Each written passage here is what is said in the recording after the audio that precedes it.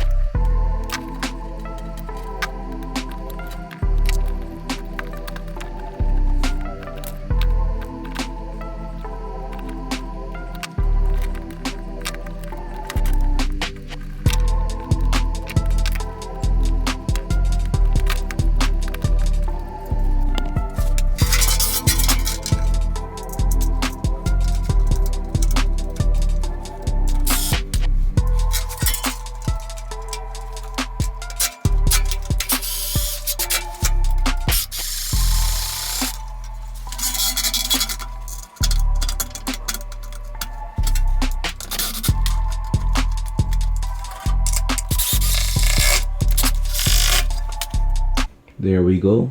We have the outlet in with the wires coming to the back. Everything is going to be splicing in this corner. Obviously this wire, we had to make it longer so that it could reach over here. So this came out great. I love how clean that is. So what we're going to be doing next is making the holes up here so that we could put this on top and also making a hole in the bottom so we could put this in the bottom. And then we could run all the wires together and splice them together. So let's work on that now.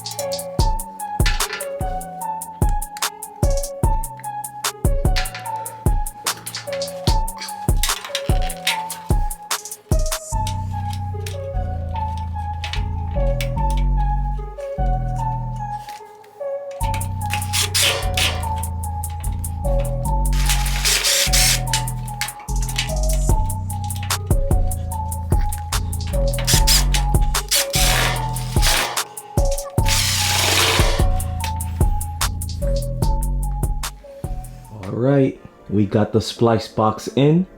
I also want to mention the wire that I used when I spliced this this plug-in. It was very small. It was like a 14 gauge, maybe 16 gauge wire. So I had some heavy duty wire, some construction wire in my electrical box right there. So I grabbed that and put this head on it. So, you know, we won't blow out a fuse or blow the wire or overheat the wire, because we're gonna be running, you know, like a vacuum, this vacuum, the fume extractor, and the welder maybe from this outlet, and it will definitely overheat the wire. That was a 14 gauge wire. So yeah, so we got this side in, we have this side in. Also, this is Patrick's sticker. He's the guy that works for Jimmy running the electric. So I thought it was appropriate to put this here since I was gonna do some electric work here. I'll leave the link to his Instagram in the description if you're interested in seeing it. And here we have the splice box. Everything went in well. I hope I got a good angle on doing this. It's just that it was a lot of wires and I decided I'm just gonna put up the camera and let it go. But I tested it and everything's working perfectly. I think it's gonna be very convenient to have these outlets here. I also have outlets in the back like that, but I have one there and one on this side, right over there, if you can see it, behind the sharpener. But I think only having one of those outlets back there is good enough, because this table is not as wide as this one. So getting rid of as much as possible on top of the table is best for this setup, because like I said, it's smaller. But yeah, everything's looking great. I'm really happy with how it came out, and I'm glad I had this wire in there. That's why I have electrical box here. Make sure I have things that I need when I need it. So yeah, the electric is in. Electric is one of the things I love doing, because you wire everything up, hit a breaker or plug it in, and it tells you if you did it right or wrong almost immediately. So yeah. So in the next video, we're gonna be working on the tabletop. We're gonna be putting it on top, cutting it to length, because that's way too long. And it's stainless steel. There's wood underneath. Can't really use a grinder. Can't really use a sawzall because it's not gonna come out good. So find out in the next video of how I'm gonna be cutting that. So yeah, this is when I'll close this video. If you learned something new, you can show me by giving me a like. Any comments, questions, leave it in the comments down below. And if you're interested in seeing this welding table coming to an end, how I'm gonna cut that, and any other projects that I'm doing around my home, consider subscribing. And I hope to see you guys on the next one. Thanks.